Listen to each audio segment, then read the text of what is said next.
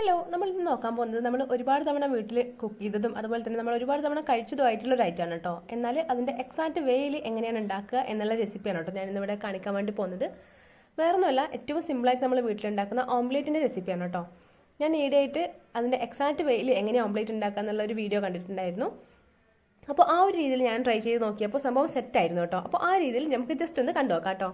ഈ ഇടുന്നത് നോർമൽ സവാളയല്ല കേട്ടോ, അത് ചെറിയ ഉള്ളി നന്നായിട്ട് ചോപ്പ് ചെയ്തതാണ്. അതുപോലെ തന്നെ അതിലോട്ടേക്ക് ഈ കാണുന്ന ഐറ്റംസ് ഓരോന്നോരോന്നായിട്ട് ചേർക്കണം കേട്ടോ. അപ്പോൾ വീഡിയോ കണ്ടുകൊണ്ടിരിക്കുന്ന എല്ലാ കൂട്ടുകാരും വീഡിയോ കാണുന്നതിനേക്കാൾ മുന്നേ തന്നെ ഇപ്പം തന്നെ പോയിട്ട് എൻ്റെ ചാനലൊന്ന് സബ്സ്ക്രൈബ് ചെയ്തിട്ട് മാക്സിമം ഒന്ന് സപ്പോർട്ട് ചെയ്യും കേട്ടോ.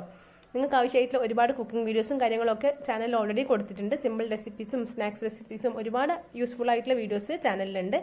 അപ്പോൾ എല്ലാവരും തന്നെ അതൊക്കെ ഒന്ന് പോയിട്ട് കാണുക, ചാനലൊന്ന് സബ്സ്ക്രൈബ് ചെയ്യുക കേട്ടോ. അപ്പോൾ ഇത്രയും ഐറ്റംസ് യൂസ് ചെയ്തിട്ട് നന്നായിട്ട് ഞെരടിയതിന് ശേഷമാണ് കേട്ടോ ഞാൻ തേങ്ങ ചേർക്കുന്നത്. തേങ്ങയും കൂടി ചേർത്തിട്ട് നന്നായിട്ട് അതൊന്ന് മിക്സ് ചെയ്യുന്നുണ്ട് കേട്ടോ. ഞാനിവിടെ 2 കോഴിമുട്ടയാണ് കേട്ടോ യൂസ് ചെയ്യുന്നത്. അത് ഓരോന്നോരോന്നായിട്ട് ഞാൻ ഇതിലോട്ടേക്ക് പൊട്ടിച്ചിട്ടിട്ട് നന്നായിട്ടൊന്ന് ഈ ഐറ്റംസും കൂടെ വെച്ചിട്ട് നന്നായിട്ട് മിക്സ് ചെയ്യുന്നുണ്ട് കേട്ടോ. ഈ ഒരു മുട്ടയിലോട്ടേക്ക് ഞാൻ കുറച്ച് പാല് കൂടെ ചേർത്ത് കൊടുക്കുന്നുണ്ട് കേട്ടോ. പാല് വളരെ കുറഞ്ഞ അളവിൽ മാത്രം ചേർത്താൽ മതി. അതുകൂടെ ചേർത്തിട്ട് നന്നായിട്ടൊന്ന് ബീറ്റ് ചെയ്തെടുക്കുന്നുണ്ട് കേട്ടോ. ജസ്റ്റ് ഒന്ന് ഇളക്ക് മാത്രമല്ല, നന്നായിട്ട് തന്നെ ഞാൻ നല്ല ബീറ്റ് ചെയ്ത് പതപ്പിച്ചെടുക്കുന്നുണ്ട് കേട്ടോ. നമ്മൾ മുട്ട ചേർത്തത് കൊണ്ട് തന്നെ നന്നായിട്ടത് പതഞ്ഞ് കിട്ടും കേട്ടോ. ദെൻ നമുക്ക് ഇതൊന്ന് മാറ്റി വെക്കാം. പിന്നെ നമുക്ക് ഒരു പാൻ, നമ്മൾ ഉണ്ടാക്കുന്ന പാനാണ്, ഇതിലോട്ടേക്ക് വെളിച്ചെണ്ണ ഒഴിക്കണം കേട്ടോ. നമ്മൾ വെളിച്ചെണ്ണ തന്നെ ഒഴിക്കണം, വേറെ ഓയിലിനേക്കാൾ ബെറ്റർ വെളിച്ചെണ്ണയാണ് കേട്ടോ. നന്നായിട്ടൊന്ന് തൂത്ത് കൊടുത്തതിന് ശേഷം നമുക്ക് ഈ ഒരു മുട്ട അതിലോട്ടേക്ക് ഒഴിക്കാം കേട്ടോ. ഒരുപാട് ഇങ്ങനെ പരന്നു പോകേണ്ട ആവശ്യമില്ല, നന്നായിട്ടുള്ള തിക്കായിട്ട് തന്നെ അത് കിട്ടുന്ന രീതിയിൽ ഒന്ന് അഡ്ജസ്റ്റ് ചെയ്ത് കൊടുക്കുക കേട്ടോ. നമ്മൾ ഇതിലോട്ടേക്ക് പാല് ചേർത്താലുള്ള ഗുണം എന്താണെന്നറിയാമോ? നമ്മുടെ മുട്ട നന്നായിട്ടൊരു പഫ്നെസ് ആയിട്ടുള്ള രീതിയിൽ നമുക്ക് കിട്ടും കേട്ടോ. നിങ്ങൾ ഒരു തവണ പാലൊക്കെ ചേർത്തിട്ട് ഈ രീതിക്ക് ഉണ്ടാക്കി നോക്കിയിട്ടുണ്ടെങ്കിൽ നിങ്ങൾക്ക് മുന്നേ കഴിച്ചതും ഇതുമായിട്ടുള്ള വ്യത്യാസം താരതമ്യം ചെയ്യാൻ പറ്റും കേട്ടോ. ശരിക്കും നല്ല അടിപൊളിയായിട്ടുള്ള ഒരു ടേസ്റ്റ് നിങ്ങൾക്ക് ഈ ഒരു രീതിക്ക് ഉണ്ടാക്കിയിട്ടുണ്ടെങ്കിൽ അത് ഫീൽ ചെയ്യാൻ പറ്റും കേട്ടോ. ദെൻ അതൊന്ന് വേവുന്നത് വരെ വളരെ സിമ്പിളാണ് കേട്ടോ ഞാൻ വെച്ച് കൊടുത്തിട്ടുള്ളത്. ഒന്ന് വെയിറ്റ് ചെയ്യാം.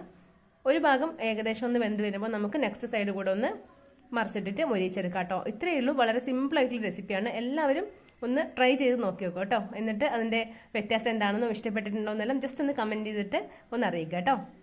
അപ്പോൾ എല്ലാവരും ഈ റെസിപ്പി ഒന്ന് ട്രൈ ചെയ്ത് നോക്കൂ. അപ്പോൾ കണ്ടുകൊണ്ടിരിക്കുന്ന കൂട്ടുകാരെല്ലാവരും തന്നെ എൻ്റെ ചാനൽ ഇപ്പം തന്നെ ഒന്ന് സബ്സ്ക്രൈബ് ചെയ്തിട്ട് മാക്സിമം ഒന്ന് സപ്പോർട്ട് ചെയ്യാം കേട്ടോ. നിങ്ങൾക്ക് ഒരുപാട് കുക്കിംഗ് വീഡിയോസും കിട്ടും, എനിക്കും ഒരുപാട് യൂസ്ഫുൾ ആണ് കേട്ടോ. അതുകൊണ്ട് എല്ലാവരും മറക്കാതെ ചാനൽ ഇപ്പം തന്നെ സബ്സ്ക്രൈബ് ചെയ്തിട്ട് മാക്സിമം സപ്പോർട്ട് ചെയ്യാം കേട്ടോ. ഞാൻ ഈ ഒരു രീതിക്ക് ജസ്റ്റ് ബ്രെഡൊക്കെ എടുത്തിട്ടാണ് കേട്ടോ അതിന് പെയർ ചെയ്തിട്ട് കഴിച്ചത്. നല്ല ടേസ്റ്റിയാണ്, നല്ല എനർജറ്റിക്കും ഹെൽത്തി ആയിട്ടുള്ള ഫുഡാണ് കേട്ടോ. എല്ലാവരും ട്രൈ ചെയ്ത് നോക്കണേ. അപ്പോൾ ഇത്രയേ ഉള്ളൂ.